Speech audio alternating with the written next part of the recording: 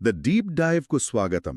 ఈరోజు ఈ వేదికపై మనం ఒక ఆసక్తికరమైన అంశాన్ని ఒక సమగ్రమైన విశ్లేషణ ద్వారా చూడబోతున్నాం. బేసిక్గా మన ముందున్న మూల సమాచారం UPSC geography master class notes. అవును. అంటే దీన్ని కేవలం ఒక పరీక్షకు చదివే నోట్స్లా కాకుండా మన భూమి అనే ఈ అద్భుతమైన యంత్రం ఎలా పనిచేస్తుంది, అసలు ఈ వాతావరణ వ్యవస్థలు ఎలా కనెక్ట్ అయి ఉన్నాయి అనే కోణంలో డీకోడ్ చేద్దాం. ఖచ్చితంగా. చాలా మందికి జాగ్రఫీ అనగానే కేవలం మ్యాప్స్, అక్షాంశాలు లేదా ఎక్కడ ఎంత వర్షం పడుతుంది అనే గణాంకాలు గుర్తొస్తాయి. అవును. కానీ నిజానికి దానికి మించి బేసిక్గా ఇదంతా ప్యూర్ థర్మోడైనమిక్స్ ఇంకా ఫ్లూయిడ్ డైనమిక్స్కి సంబంధించిన విషయం. సూర్యుడి నుంచొచ్చే వేడిని ఈ భూమి సమానంగా పంచడానికి చేసే ఒక పెద్ద ప్రయత్నమే ఈ వాతావరణ వ్యవస్థ అంతా. ఎగ్జాక్ట్లీ. సో మన లక్ష్యం కూడా అదే. ఈ వాతావరణాన్ని శాసించే ఆ కనిపించని శక్తులేమిటి, పవనాలు, సముద్రాలు ఇవన్నీ ఎలా పనిచేస్తాయనేది బట్టి పట్టకుండా ఒక లాజికల్ ప్రాసెస్లా అర్థం చేసుకుందాం. చేద్దాం. ఈ మూల సమాచారాన్ని కొంచెం లోతుగా చూస్తే ప్రతి మార్పు వెనుక ఒక ఖచ్చితమైన సైన్స్ ఉందని స్పష్టంగా తెలుస్తుంది. సరే, బేసిక్గా ఈ వాతావరణాన్ని కంట్రోల్ చేసే మాస్టర్ ఫ్రేమ్వర్క్ దగ్గరే స్టార్ట్ చేద్దాం. దీని కొంచెం విడమర్చి చూద్దాం. ఈ నోట్స్లో ప్రధానంగా 5 ఫ్యాక్టర్స్ చుట్టూ ఈ ఫ్రేమ్వర్క్ ఉందనుంది కదా. అక్షాంశాలు అంటే లాటిట్యూడ్స్, పీదన మేఖలలు అంటే ప్రెషర్ బెల్ట్స్, గ్రహ పవనాలు, సముద్ర ప్రవాహాలు మరియు కాంటినెంటాలిటీ వర్సెస్ మ్యారిటైమ్ ఎఫెక్ట్. అవును, ఇవే 5 పిల్లర్స్. ఈ 5 అంశాలు కలిసి ఎంత వెరైటీ క్లైమేట్స్ని క్రియేట్ చేస్తున్నాయో చూస్తే నిజంగానే ఆశ్చర్యం వేస్తుంది. ఉదాహరణకి భూమధ్యరేఖా వాతావరణం, ఎక్వటోరియల్ క్లైమేట్ అంటాం కదా. ఆఫ్రికాలో కాంగో లేదా అమెజాన్ బేసిన్, ఇండోనేషియా. అవును, 0 డిగ్రీల నుంచి 10 డిగ్రీల నార్త్ సౌత్ మధ్యలో ఉండే ప్రాంతాలవి. అక్కడ ప్రతిరోజు మధ్యాహ్నం 3-4 గంటలకల్లా పక్కాగా వర్షం పడుతుంది. ఈ నోట్స్లో ఒక ట్రిక్ కూడా ఇచ్చారు, equator equals to everyday rain అని. అసలు ఈ కన్వెక్షనల్ రెయిన్ఫాల్ వెనుకున్న మెకానిజం ఏంటి? అంటే అక్కడ జరిగేది ఒక నిరంతరమైన ఉష్ణచక్రం. భూమధ్యరేఖ దగ్గర సూర్యకిరణాలు దాదాపు నిలువుగా పడతాయి కదా. చాలా వేడుంటుంది. కరెక్ట్. ఉదయం నుంచి మధ్యాహ్నం వరకు భూమి, నీరు విపరీతంగా వేడెక్కుతాయి. ఆ వేడికి గాలిలోని తేమ ఆవిరై ఆ వేడి గాలితో పాటే పైకి లేస్తుంది. దీన్నే కన్వెక్షన్ అంటాం. ఓకే. అలా పైకి వెళ్లే కొద్దీ ఉష్ణోగ్రత తగ్గుతుంది కాబట్టి ఆ తేమంతా కలిసి క్యుములోనింబస్ అనే పెద్ద మేఘాలుగా మారుతుంది. భారీ మేఘాలన్నమాట. క్యుములోనింబస్ అంటేనే బాగా డార్క్గా, ఎత్తుగా ఉండే మేఘాలు. అవి మధ్యాహ్నం 3 లేదా 4 గంటలకల్లా ఆ బరువును ఆపుకోలేక భారీ వర్షంగా కిందకు కురుస్తాయి. ఇదొక డైలీ రొటీన్లాగా జరుగుతోందక్కడ. వావ్! అంటే ప్రతిరోజు వర్షం పడుతూనే ఉంటుందన్నమాట. అవును. ఈ నిరంతర వర్షం వల్లే అక్కడ ప్రపంచంలోనే అత్యంత దట్టమైన సతత హరిత అడవులు అంటే ఎవర్గ్రీన్ ఫారెస్ట్స్ ఏర్పడ్డాయి. కాని ఇంకో విషయమేంటంటే ఈ డైలీ వర్షాల వల్ల నేలలోని పోషకాలన్నీ కొట్టుకుపోతాయి. ఓహో, అంటే నేల సారం తగ్గిపోతుందా? పోషకాలు వాషౌట్ అయిపోయి చివరకు ఐరన్, అల్యూమినియం మాత్రమే మిగిలి లాటరైట్ నేలలు తయారవుతాయి. ఒక రకంగా డైలీ జరిగే ఈ థర్మోడైనమిక్ రియాక్షనే అక్కడి భౌగోళిక స్వరూపాన్ని మొత్తం డిసైడ్ చేస్తోందన్నమాట. ఎగ్జాక్ట్లీ. సరే, ఇది ఈక్వేటర్ దగ్గర. మరి మన భారతదేశం లాంటి ప్రాంతాల సంగతేంటి? దీన్ని ట్రాపికల్ మాన్సూన్ అంటారు కదా. ఈ నోట్స్లో ఇంకో ట్రిక్ ఉంది, monsoon equals to moving winds అని. అంటే ఇది కేవలం గాలివీయడం మాత్రమే కాదా? కాదు. చాలామంది మాన్సూన్ అనగానే జస్ట్ వర్షం అనుకుంటారు. కానీ ఇది బేసిక్గా భూమి, సముద్రం వేడెక్కే విధానంలో ఉన్న తేడాల వల్ల నడిచే సిస్టమ్. Temperature difference. అవును. సమ్మర్లో ఏమవుతుందంటే మన భారత భూభాగం చాలా త్వరగా వేడెక్కుతుంది. దీనివల్ల అక్కడొక బలమైన అల్పపీడనం అంటే లో ప్రెషర్ ఏరియా క్రియేట్ అవుతుంది. సముద్రంతో పోలిస్తే భూమి ఫాస్ట్గా వేడెక్కుతుంది కాబట్టి. కరెక్ట్. అప్పుడు ఆ లో ప్రెషర్ని బ్యాలెన్స్ చేయడానికి, ఫిల్ చేయడానికి హిందూ మహాసముద్రం మీదున్న తేమ గాలులు చాలా ఫోర్స్గా భూమి వైపు దూసుకొస్తాయి. అవే మన నైరుతి ఋతుపవనాలు అనమాట. అవే. ఒక రకంగా చెప్పాలంటే ఇది చాలా పెద్ద స్కేల్లో జరిగే land breeze, see breeze mechanism అని చెప్పొచ్చు. సూర్యుడి మూమెంట్ని బట్టి ఐటీసీజెడ్ అంటే ఆ లో ప్రెషర్ జోన్ పైకి కిందకి షిఫ్ట్ అవ్వడం వల్ల వచ్చే మార్పిది. ఈ పీడన మేఖలలు, ఈ బెల్ట్స్ షిఫ్ట్ అవడమనే పాయింట్ దగ్గరే ఇక్కడ ఇంట్రెస్టింగ్ వాతావరణం గురించి నోట్స్లో ఉంది. అదే మధ్యధరా వాతావరణం అంటే మెడిటరేనియన్ క్లైమేట్. యా, ఇదొక పెక్యూలియర్ క్లైమేట్. అవును, జనరల్గా మనం ఎండాకాలంలో వర్షాలు రావడం చూస్తాం. కానీ ఈ మెడిటరేనియన్ ప్రాంతాల్లో అంటే ఈ 30 నుండి 40 డిగ్రీల వెస్ట్ కోస్ట్స్లో కాలిఫోర్నియా, చిలీ లేదా సౌత్ ఆఫ్రికా లాంటి చోట్ల చలికాలంలో వర్షాలు పడతాయి, ఎండాకాలమేమో డ్రైగా ఉంటుంది. ట్రిక్ కూడా ఇచ్చారు కదా, middle C equals to winter wet. అవునవును. అసలు ఈ అసాధారణ వాతావరణానికి మెయిన్ రీజన్ కూడా ఈ విండ్ బెల్ట్స్ కదలడమేనా? ఎగ్జాక్ట్లీ. సమ్మర్లో ఏమవుతుందంటే ఈ ప్రాంతమంతా సబ్ ట్రాపికల్ హై ప్రెషర్ అంటే అధిక పీడనం కంట్రోల్లోకి వెళ్ళిపోతుంది. ఓకే. ఎక్కడైతే హై ప్రెషర్ ఉంటుందో అక్కడ గాలి పైనుండి కిందకు దిగుతుంది. అలా గాలి కిందకొస్తున్నప్పుడు మేఘాలు ఫామ్ అవ్వో, అందుకే సమ్మర్ మొత్తం చాలా పొడిగా డ్రైగా ఉంటుంది. మరి చలికాలంలో వర్షం ఎలా వస్తుంది? వింటర్ వచ్చేసరికి సూర్యుడు కొంచెం సౌత్కి షిఫ్ట్ అవుతాడు కదా, దాంతోపాటు ఈ ప్రెషర్ బెల్ట్స్ కూడా కిందకు జరుగుతాయి. అప్పుడు ఆటోమేటిక్గా ఈ ప్రాంతం వెస్టర్లీస్ అంటే పశ్చిమ పవనాల రేంజ్లోకొస్తుంది. ఓహో, అంటే సముద్రం మీదుగా వచ్చే గాలులన్నమాట. కరెక్ట్. ఆ సముద్రం మీదుగా వచ్చే వెస్టర్లీస్ తమతో పాటు సమశీతోష్ణ మండల తుఫానులను, అదే టెంపరేట్ సైక్లోన్స్ని తీసుకువచ్చి వింటర్లో ఫుల్గా వర్షాలిస్తాయి. బేసిక్గా ఈ స్పెషల్ క్లైమేట్ వల్లే అక్కడ ఆలివ్స్, ద్రాక్ష లాంటి పంటలు బాగా పండుతాయన్నమాట. యా, కమర్షియల్ అగ్రికల్చర్కి, ముఖ్యంగా సిట్రస్ ఫ్రూట్స్కి ఇది బెస్ట్ క్లైమేట్. ఈ నోట్స్లో గడ్డి భూముల గురించి, ఆ టెంపరేట్ గ్రాస్లాండ్స్ గురించి చదివినప్పుడు ఇంకో ప్యాటర్న్ కనిపించింది. ప్రపంచవ్యాప్తంగా వీటిని వేరువేరు పేర్లతో పిలుస్తారు కదా? అవును, అమెరికాలో ప్రైరీలు, అర్జెంటీనాలో పంపాస్. యా, ఆసియాలో స్టెప్పీలు, ఆఫ్రికాలో వెల్డ్ అని. పేర్లు వేరైనా ఇవన్నీ దాదాపు ఒకే వాతావరణంలో ఎలా ఏర్పడుతున్నాయి? ఇవన్నీ ఖండాల మధ్యభాగంలోనే ఉంటాయి కదా, అక్కడ పెద్ద చెట్లెందుకు పెరగవు? అది చాలా లాజికల్ క్వశ్చన్. ఇవి ఖండాల లోపలి భాగంలో అంటే సముద్రానికి చాలా దూరంగా ఉంటాయి. అంటే నిరంతరం తేమ కావాలి, అది ఇక్కడ దొరకదు. అలాగని ఎడారిగా మారేంత డ్రైగా కూడా ఉండదు. ఈ రెండింటి మధ్య ఒక బ్యాలెన్స్, ఒక ట్రాన్సిషన్ జోన్ లాగా ఉండటం వల్లే ఇక్కడ కేవలం గడ్డి మాత్రమే విశాలంగా పెరుగుతుంది. ఓకే, అర్థమైంది. మరి అక్కడ్నుంచి ఇంకా పైకి ధృవాల వైపు వెళితే? అప్పుడు తుండ్రా వాతావరణం వస్తుంది. అక్కడ చాలా చలి, నేల సంవత్సరంలో ఎక్కువ భాగం గడ్డకట్టి పర్మాఫ్రాస్ట్ కండిషన్లో ఉంటుంది. అంటే మంచు కప్పేసుంటుందా? యా, నేల లోపన కూడా గడ్డకట్టి ఉంటుంది. దాంతో చెట్ల వేర్లు కిందకి వెళ్లలేవు. అందుకే అక్కడ కేవలం నాచు, లైకెన్లో లాంటి చిన్న చిన్న మొక్కలే బతుకుతాయి. ఇదంతా చూస్తుంటే భూమధ్యరేఖ నుంచి పైకి వెళ్తున్న కొద్దీ వాతావరణం ఎంత పద్ధతిగా మారుతుందో తెలుస్తోంది. ఇందాక మనం ఈక్వేటర్ దగ్గర విపరీతమైన వేడికి గాలి పైకి లేస్తుంది, వర్షం పడుతుంది అన్నాం కదా. అవును, కానీ అలా పైకి లేచిన గాలి అక్కడే ఉండదు కదా. అది పై వాతావరణంలో ధృవాల వైపు ప్రయాణిస్తోంది. అది ఎటు వెళ్తుందో చూస్తే మనకొక పెద్ద మిస్టరీ సాల్వ్ అవుతుంది. ఖచ్చితంగా. అదే ఈ ఉష్ణమండల ఎడారుల రహస్యం. సహారా, అరేబియన్, అటకామా లాంటి ప్రపంచంలోనే అతిపెద్ద ఎడారులన్నీ ఖచ్చితంగా ఈ 20 డిగ్రీల నుండి 30 డిగ్రీల అక్షాంశాల మధ్య ఎందుకున్నాయో ఇదే ఎక్స్ప్లెయిన్ చేస్తుంది కదా. యా, ఇదొక అద్భుతమైన గ్లోబల్ సర్క్యులేషన్. భూమధ్యరేఖ దగ్గర పైకి లేచిన గాలి మెల్లగా చల్లబడుతూ నార్త్, సౌత్ వైపు ప్రయాణిస్తోంది.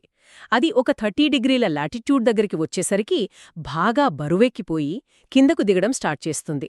దీన్నే మనం సబ్సిడెన్స్ అంటాం. ఓకే, అంటే గాలి కిందకి దిగుతుంది. దీన్ని మనం జనరల్గా వాడే సైకిల్ పంపు ఉదాహరణతో లింక్ చేయొచ్చు కదా.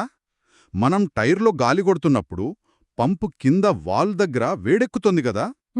అవునవును, ఎందుకంటే మనం గాలిని కంప్రెస్ చేస్తున్నాం. ఎగ్జాక్ట్లీ, కుదిస్తున్నాం కాబట్టి. వాతావరణంలో కూడా అచ్చం అదే జరుగుతుందా?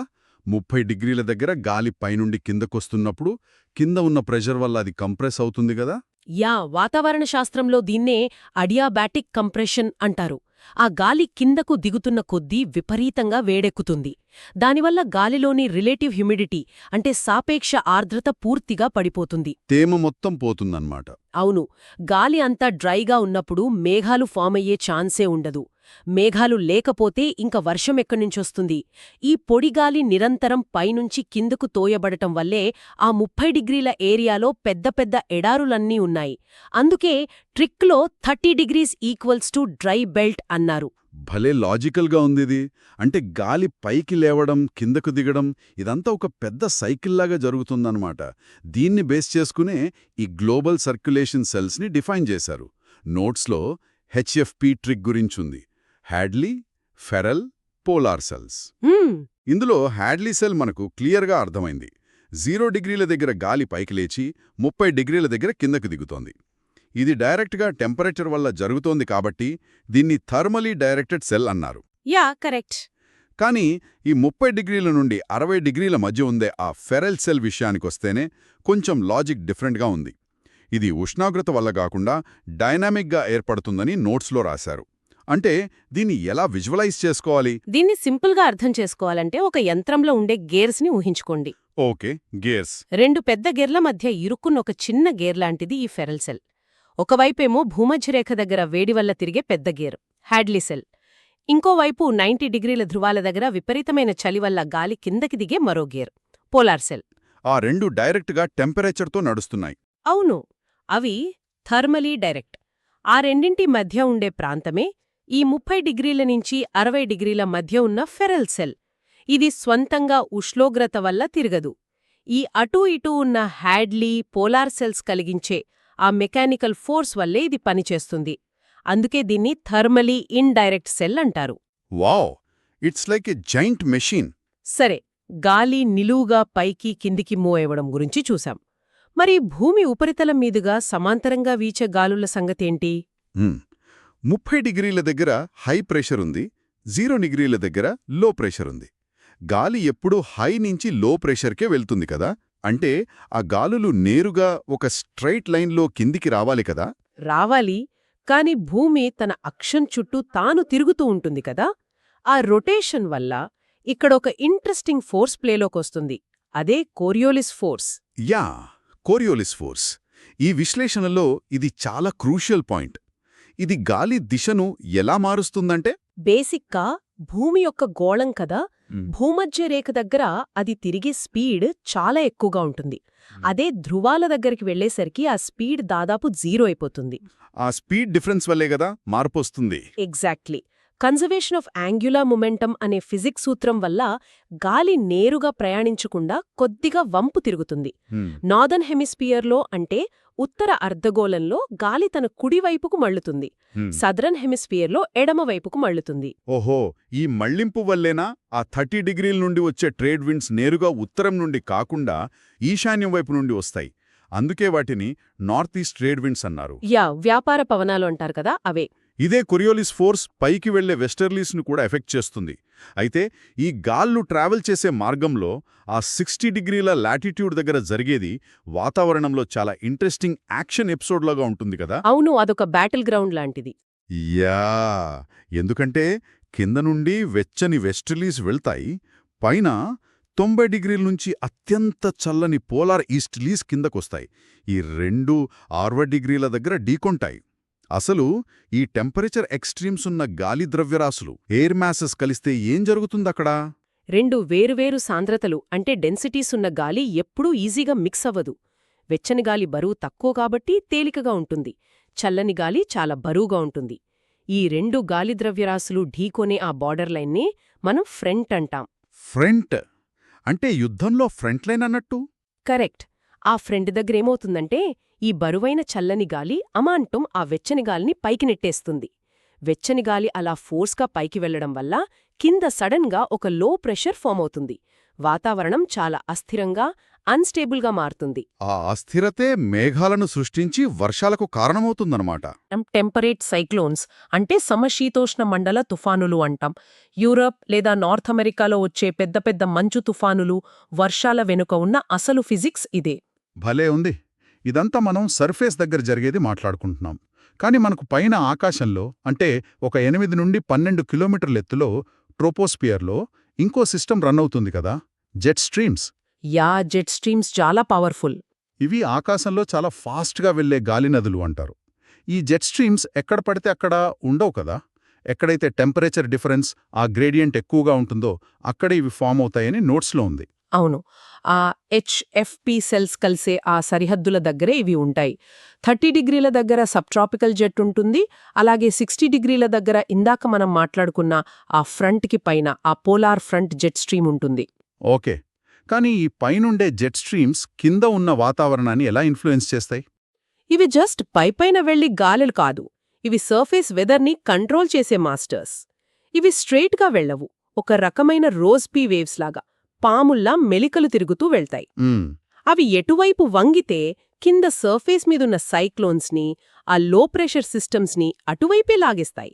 ఫర్ ఎగ్జాంపుల్, వింటర్లో అమెరికాలో విపరీతమైన కోల్డ్ వేవ్స్ రావడానికి కారణం ఈ పోలార్ జెట్ సడన్గా కిందికి డిప్ అయి ఆ ఆర్క్టిక్ చలిగాలిని మొత్తం కిందకి లాగడమే. ఓహో. ఇంకో ఫ్యాక్ట్ ఏంటంటే, ఎయిర్లైన్స్ ఈ జెట్ స్ట్రీమ్స్ని చాలా తెలివిగా వాడుకుంటాయి. అమెరికా నుండి యూరప్కి వెళ్లే ఫ్లైట్స్ ఈ జెట్ స్ట్రీమ్ వెళ్లే డైరెక్షన్లోనే ట్రావెల్ చేస్తాయి. దానివల్ల వాళ్ళకి చాలా ఫ్యూయల్, టైం ఆదా అవుతుంది. అది నిజంగా స్మార్ట్. అంటే ఇదంతా ఒక గ్లోబల్ నెట్వర్క్ లాగా కనెక్ట్ అయి ఉందన్నమాట.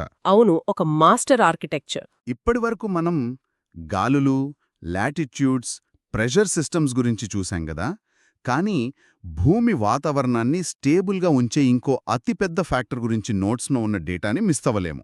మహాసముద్రాలు. ఓ, ఓషనోగ్రఫీ చాలా ఇంపార్టెంట్ ఇది. మన భూమి మీద 71% సముద్రాలే ఉన్నాయి. ఇవి జస్ట్ నీటి కొలనులు కాదు గదా. ఇవి ఒక రకంగా భూమికి ఉన్న థర్మల్ బ్యాటరీలు. దీనికి కారణం ఆ విశిష్ట ఉష్ణ సామర్థ్యం, స్పెసిఫిక్ హీట్ కెపాసిటీ అనే ప్రాపర్టీ కదా. కరెక్ట్. ఈ పదం వినడానికి కొంచెం సైంటిఫిక్గా ఉన్నా దీని కాన్సెప్ట్ సింపులే గదా. నీరు తన టెంపరేచర్ని పెంచుకోకుండానే చాలా వేడిని తనలో స్టోర్ చేసుకోగలదు. ఈ ప్రాపర్టీ వల్లే సముద్రాలు ఒక గ్లోబల్ థర్మోస్టాట్లా పనిచేస్తున్నాయి గదా. యా, వాతావరణంలో సముద్రాల రోల్ డిసైడ్ చేసేది ఆ హీట్ కెపాసిటీనే. మీరు భూమితో పోల్చి చూస్తే నీరు చాలా నెమ్మదిగా వేడెక్కుతుంది, అలాగే చాలా నెమ్మదిగా చల్లబడుతుంది. సూర్యుడి నుండి వచ్చే హీట్ని సముద్రాలు అబ్జార్బ్ చేసుకుని మెల్లగా మళ్లీ వాతావరణంలోకి రిలీజ్ చేస్తాయి. దీనివల్ల ఒక ఇంట్రెస్టింగ్ ఎఫెక్ట్ క్రియేట్ అవుతుంది. అదే మ్యారిటైమ్ ఎఫెక్ట్. సముద్ర తీర ప్రాంతాల్లో, అంటే కోస్టల్ ఏరియాస్లో టెంపరేచర్లో పెద్ద తేడాలుండవు. పగలు, రాత్రి లేదా సమ్మర్, వింటర్ మధ్య వేరియేషన్ చాలా తక్కువగా ఉంటుంది. అవును కదా. దీన్ని ఇంకో యాంగిల్లో ఆలోచిస్తే ఆ కాంటినెంటాలిటీ ఎఫెక్ట్ అర్థమవుతుంది. సముద్రానికి దూరంగా ఖండాల సెంటర్లో ఉండే ప్రాంతాలు, ఫర్ ఎగ్జాంపుల్ రష్యాలో సైబీరియా కానీ సెంట్రల్ ఆసియా కానీ చూసుకుంటే చుట్టుపక్కల ఎక్కడా సముద్రం ఉండదు. ఈ మోడరేటింగ్ ఎఫెక్ట్ లేకపోవడం వల్ల అక్కడ టెంపరేచర్స్ చాలా ఎక్స్ట్రీమ్గా ఉంటాయి కదా. సమ్మర్లో విపరీతంగా వేడెక్కిపోతాయి, వింటర్లో గడ్డకట్టుకుపోతాయి. కాంటినెంటాలిటీ అంటారు. అందుకే లాటిట్యూడ్ ఒక్కటే ఉన్నా కూడా సముద్రానికి ఎంత దూరంలో ఉన్నామనేది క్లైమేట్ని పూర్తిగా మార్చేస్తుంది. ఇది చూడండి, ఒకే లాటిట్యూడ్లో ఉన్న వెస్టర్న్ యూరోప్ సముద్ర ప్రవాహాల వల్ల చాలా వెచ్చగా, హాయిగా ఉంటుంది. కానీ అవే అక్షాంశాల దగ్గర ఉండే కెనడా, ఈస్ట్ కోస్ట్ మాత్రం ఐస్లా గడ్డగట్టి ఉంటుంది. అంటే క్లైమేట్ అనేది సింగిల్ ఫ్యాక్టర్ మీద ఆధారపడదు. ఇదొక కాంప్లెక్స్ ఈక్వేషన్. ఎగ్జాక్ట్లీ. ఈ మొత్తం విశ్లేషణను ఒక క్రమంలో, ఒక సమ్మరీలా చూస్తే భూమి వాతావరణం ఎంత లయబద్ధంగా పనిచేస్తుందో స్పష్టమవుతుంది. 0 డిగ్రీల దగ్గర తీవ్రమైన వేడికి గాలి పైకి లేస్తుంది, వర్షాలొస్తాయి. ఆ గాలి వెళ్లి 30 డిగ్రీల దగ్గర కిందుకు దిగుతుంది, కంప్రెస్ అయిపోయి ఎడారులను సృష్టిస్తుంది. అవును. మళ్ళీ 60 డిగ్రీల దగ్గర ఆ వెచ్చని, చల్లని గాలులు ఢీకొని గాలి ఫోర్స్గా పైకి లేస్తుంది, అక్కడ సైక్లోన్స్ని పుట్టిస్తోంది. చివరగా 90 డిగ్రీల దగ్గర ఆ కోల్డ్ గాలి మళ్లీ బరువెక్కి కిందకు దిగుతోంది. బేసిక్గా ఆ రైస్ అండ్ సింక్, గాలి పైకి లేవడం, కిందకి దిగడం అనే ఈ చైన్ రియాక్షన్ ప్రపంచ వాతావరణాన్ని ఒక మెషీన్లా బ్యాలెన్స్ చేస్తోంది. హ్యాడ్లీ, ఫెరెల్, పోలార్ సెల్స్ ఈ యంత్రంలోని గేర్స్ అయితే సముద్రాలు ఆ యంత్రాన్ని చల్లబర్చే కూలెంట్ లాంటివి కదా. ఖచ్చితంగా. ఈ సిస్టమ్స్ అన్నీ కోట్లాది సంవత్సరాలుగా పర్ఫెక్ట్ ఈక్విలిబ్రియంలో పనిచేస్తున్నాయి. గాలులు, భూమి రొటేషన్, ఆ ఓషన్ హీట్ కెపాసిటీ ఇవన్నీ కలిస్తేనే మనకు బతకడానికి ఒక స్టేబుల్ వెదర్ దొరుకుతోంది. ఈ బేసిక్స్ తెలిస్తే మనం ఏ వాతావరణ మార్పు గురించైనా లాజికల్గా ఆలోచించచ్చు. నిజమే. అయితే ఇదంతా విన్నాక నాకొక ఆలోచన వస్తుంది. ఈ మూల సమాచారంలో డైరెక్ట్గా లేకపోయినా దీనికి ముడిపడి ఉన్న పాయింట్ ఇది. సముద్రాలు పెద్ద థర్మల్ బ్యాటరీలని మనం మాట్లాడుకున్నాం. ఇప్పుడున్న గ్లోబల్ వార్మింగ్ వల్ల పెరుగుతున్న హీట్లో 90% పైగా ఈ సముద్రాలే గ్రహిస్తూ మనల్ని కాపాడుతున్నాయి కదా. యా అవును. కానీ ఒకసారి ఆలోచిస్తే ప్రతి బ్యాటరీకి ఒక లిమిట్ ఉంటుంది. ఒకవేళ ఫ్యూచర్లో ఈ గ్లోబల్ వార్మింగ్ వల్ల సముద్రాలు ఫుల్ కెపాసిటీకి రీచ్ అయిపోయి ఇక నేను వేడిని తీసుకోలేను అనే స్టేజ్కి వస్తే, ఆ వేడిని తిరిగి వాతావరణంలోకి వదిలేయడం స్టార్ట్ చేస్తే ఏమవుతుంది?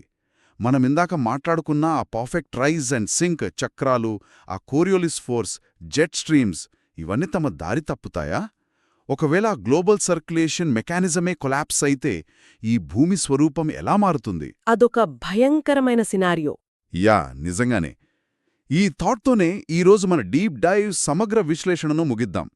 ఈ లాజిక్స్ తెలిసాక మీరెప్పుడూ ఆకాశం వైపు చూసినా ఈ వాతావరణ యంత్రం పనిచేసే విధానమే గుర్తుకొస్తుందని ఆశిస్తూ మరో ఆసక్తికరమైన అంశంతో మళ్ళీ కలుద్దాం.